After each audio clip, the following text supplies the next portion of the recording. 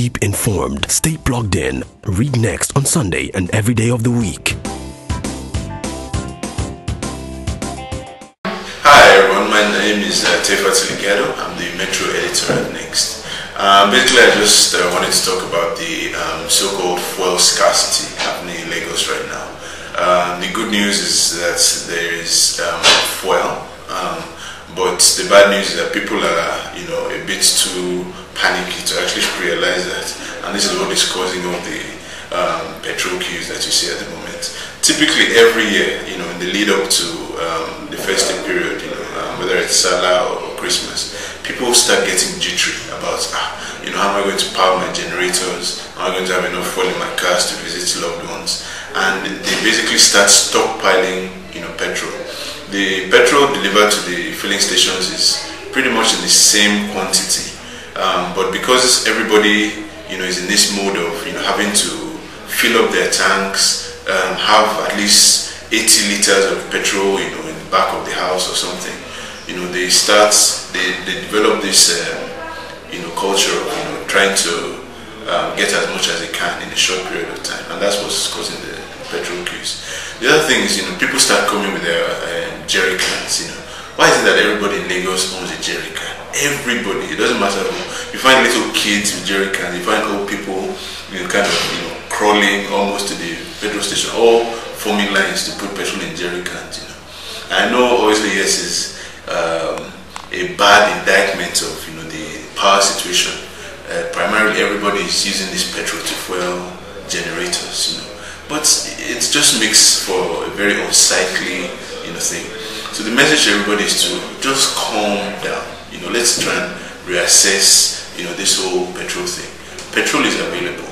If your car is, at half tank or quarter tank, you don't need to necessarily fill it up right now. You don't need to panic if you see more than 3 cars in the petrol line. You don't have to join the line or sleep overnight there. Petrol is available. NNPC have assured us that there is enough petrol to see everybody through, 2 times over from now, right through to the festive period. So there's no reason to panic. This is not just for Lagosians, this is for everybody else who is affected by this. We hope that the government will deliver on their promise, which is to give us 6,000 megawatts by the end of this year. The year is almost ended. No date was actually set for this magic figure.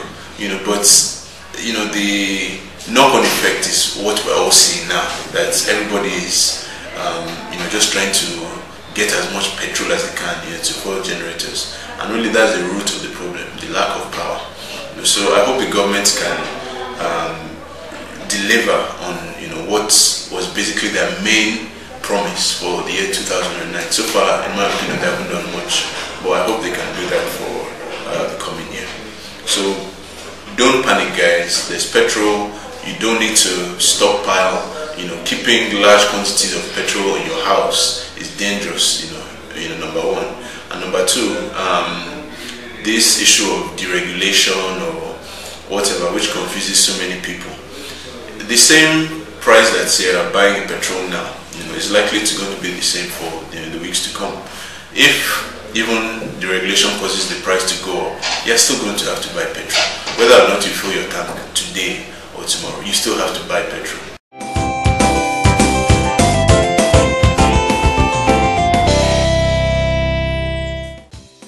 Keep informed, stay plugged in. Read next on Sunday and every day of the week.